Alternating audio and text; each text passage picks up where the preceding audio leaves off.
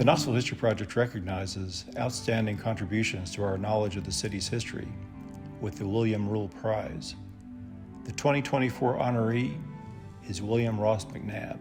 We're here at the lovely home of William Ross McNabb, better known to his friends as Sandy McNabb, and we're grateful that he got a chance to speak with us about his fascinating and long career in the study of art and architecture. Sandy, congratulations on this honor. Thank you. We'd like to talk about all aspects of your life you'd like to share with us, but want to begin just with your youth and family and what you remember. Did you grow up on this hill? I did. I grew up right here. My grandparents lived in a larger house. Do you think this home influenced your interest in art growing up? My grandmother had an interest in that. She lived up here, just next door. She was interested in music and art. She took me on trips, short trips. We'd go to Washington maybe, or see the National Gallery. So that was a positive influence. I was just interested. I did some painting myself, but I determined that I really was more interested in architecture. A lot of my paintings and drawings were of buildings, so that's been a constant for me. What was the first work of architecture that made an impression on you? I was interested in all kinds of things. At that point, I had no discrimination really. But I was fascinated by the house that Weston Fulton built just down the way. I think a lot of people around here were, but it was a kind of exotic. But Charlie Barber, who I'm much admired as an architect here, designed it, which I think gave it some distinction, in spite of the fact that it was very eccentric. I'd like to ask about people who influenced you in your youth. One is a woman I'm sure you did know, Ellen McClung Berry. Yes, I did. We shared, I'd say, an interest in architecture, particularly classical architecture, garden design. She was behind the acquisition of Ramsey House and various others. Was in many ways just a sort of a vernacular that had been, by Thomas Hope, turned into a sophisticated classical building. Yeah. Sandy McNabb volunteered at the former Knoxville Arts Center, which led him to become the director of the Doolin Gallery of Art, the predecessor of the Knoxville Museum of Art. You know, when the Doolin opened, I just transferred, sort of volunteered, and worked there as an assistant for a while. They asked me to take charge, so I did.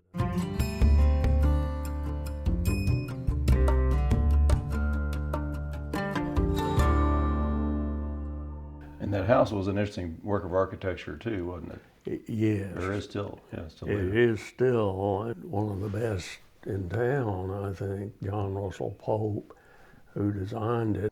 McNabb, along with his wife Helen, often appeared in the society pages that reported on the Doolin's exhibits and programs. Talk about what you and Helen enjoyed together at your home and collaborating. She did all this decoration, all the decor here.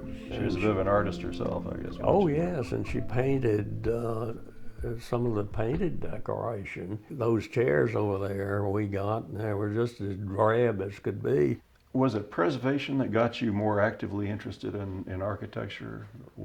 I don't think, no. I think I've always been interested in architecture, particularly classical architecture. If you're interested in that, then you're automatically interested in preservation. Of course, a lot of buildings were torn down in the 50s, like the Dickinson Atkin House on Main Street. Yes. Staub's Lyric Theater were torn down in the 50s. Oh yes, quite a lot downtown. Melrose, we mentioned earlier, beautiful Italian house. But people started making a stand at some point, and slow, but there were some kind of outrages, like one in particular that you were associated with and kind of attempted to save, and that was the Strong House. Absolutely. Now that was what radicalized me as far as was concerned. I mean, because that was the finest example of an early building here, Thomas Hope, all that. Very little changed. Thomas Hope, an English-born, English-trained That's architect. right, Came yes. here. It was finished around 1814. Big solid brick house that were just in the way of a highway project, or Yeah. an exit ramp, basically. Yeah.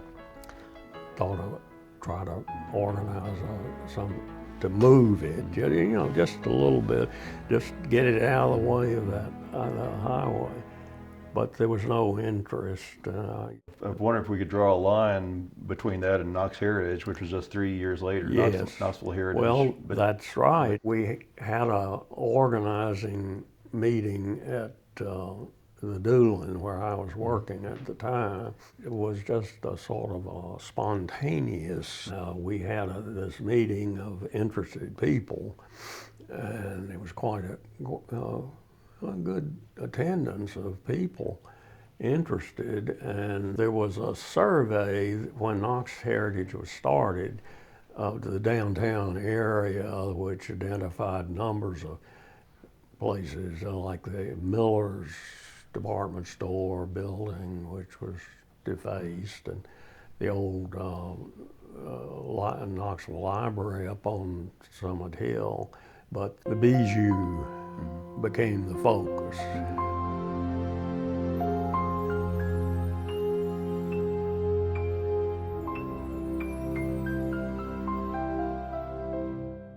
About that time, you got involved with Lucille Dedrick, I guess, with a new book project. Heart of the Valley. She was in charge of that. Each chapter had a separate author. And she was a prominent librarian at the time. Did she pick you to write the architecture essay? I don't. Maybe I picked. If I was on the committee. But still, the most valuable desk reference about the history of Knoxville. I keep a copy on my desk. What made you think that, having, I guess, written this essay about Knoxville architecture, you came to the conclusion that it might be a good subject for a whole book, and you came out with a book about Knoxville architecture? Well, that was an exhibit for the museum. Jeff Chapman asked me to do it. It was, I think, something to do with the anniversary of a city bicentennial. Yeah. I suggested they do a catalog, a book, book, or I didn't.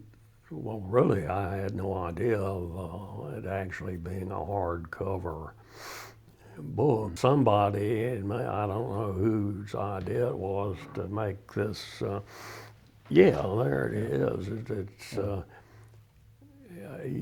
I always think you could almost make a coffee table out of it if you put 4 legs on it. Tradition, Innovation, and Romantic Images. That's a provocative title. Jeff asked me to come up with a sexy title. Mm-hmm. But isn't that your great-grandfather's house in Fort Sanders? Yes, it is. Yeah. I'd like to think you could narrate the history of American architecture by driving to different places in Knoxville and showing. Well, I tried to make the point that there are some things that, they do represent a type which is national and even beyond that, but they're not the outstanding samples, but I'm interested in it because I live here. It's what I can access, and I also have access to records, papers like the Barbara McMurray stuff, which I finally got transferred to the McClung collection. So I think it's in good hands now, and it's so accessible. We're grateful for the fact that you've been so interested in so many things over the years. You've kind of advanced the the torch for the rest of us to carry forward. And so we appreciate it. And, Well, I thank you. yeah.